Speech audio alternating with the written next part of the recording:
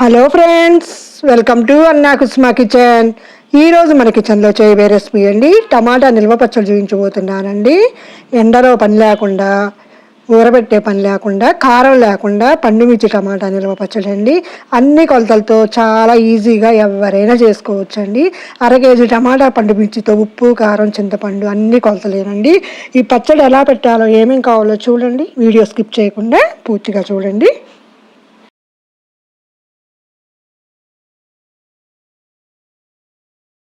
ముందుగా స్టవ్ వెలిగించి బాండీ పెట్టుకొని 1 స్పూను మెంతులు వేసుకొని వేయించుకోవాలండి. ఇవి వేగిన తర్వాత జీలకర్ర వేసుకోవాలండి.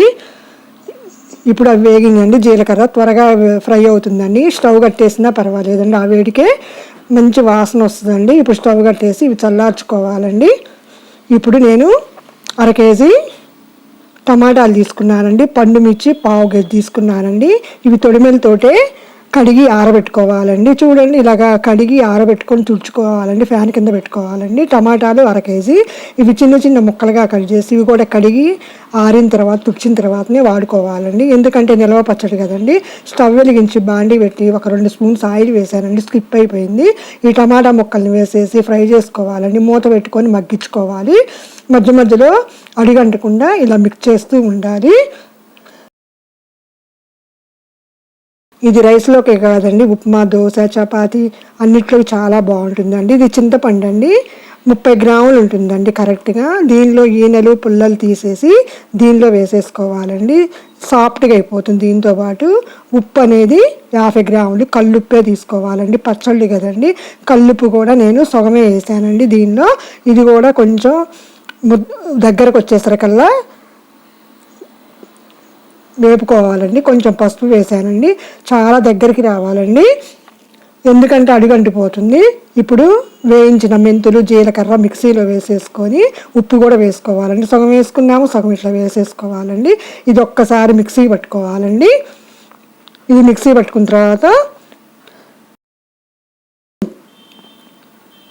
ఇప్పుడు పండుమిర్చి అండి 2 ముక్కలుగా చేసేసుకొని చిన్న ముక్కలుగా కట్ చేసుకొని ఈ పండుమిర్చిని కూడా యాడ్ చేసుకోవాలండి. వెల్లుల్లి రెబ్బలు 10-20 ఉంటాయండి. వీటితో పాటు మిక్సీ వేసుకోవాలండి. మెత్తగా వేసుకోవాలండి. చూడండి ఎలా వేసుకున్నానో, చూపించిన విధంగా వేసుకోవాలండి.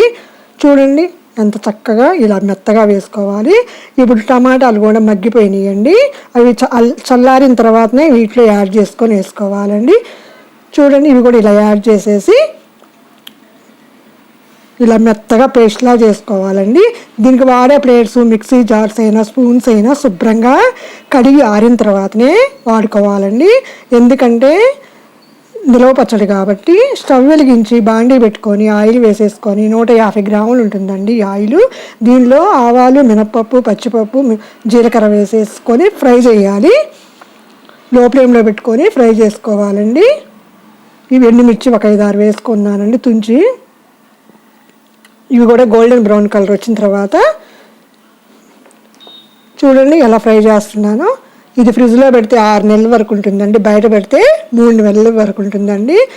వెల్లుల్లి రెబ్బలు 10 తీసేసుకొని కచ్చాపచ్చాగా దంచి స్టవ్ కట్టేసేసుకున్న తర్వాత వేసుకోండి. ఆ వేడికే సరిపోతుందండి. ఇది ఇప్పుడు ఈ ఫ్రై అయిపోయిన తర్వాత మిక్సీలో పట్టుకున్న పండుమిర్చి, టమాటా వేసేసుకొని దీనిలో మిక్స్ చేసుకోవాలండి. పచ్చడి మాత్రం చాలా టేస్టీగా ఉంటుందండి. చూస్తే చాలండి, ఎవరైనా పెట్టుకోగలుగుతారు. ఎందుకంటే ఉప్పు, చింతపండు అన్ని కొలతలే కాబట్టి పర్ఫెక్ట్గా పెట్టుకోవచ్చు. ఏమి తెలియని వాళ్ళైనా, ఇప్పుడు పెట్టే వాళ్ళైనా పెట్టుకోవచ్చు. చూడండి, ఇలాగా ఫ్రై అయిన తర్వాత ఎయిర్టైట్ కంటైనర్లో ఉంచామంటే 6 నెలల వరకు ఉంటుందండి. బయట పెడితే 3 నెలల వరకు ఉంటుందండి. ఇలా చాలండి. చల్లారిన తర్వాత పెట్టుకోవాలి. ఈ వీడియో మీకు నచ్చినట్లయితే లైక్ చేయండి, కమెంట్ చేయండి, మీ ఫ్రెండ్స్, మీ ఫ్యామిలీ మెంబర్స్కి షేర్ చేయండి, సబ్స్క్రైబ్ చేసుకోండి. మరెన్నో వీడియోల కోసం పక్కన ఉన్న బెల్ బటన్ ప్రెస్ చేయండి. Thank you for watching.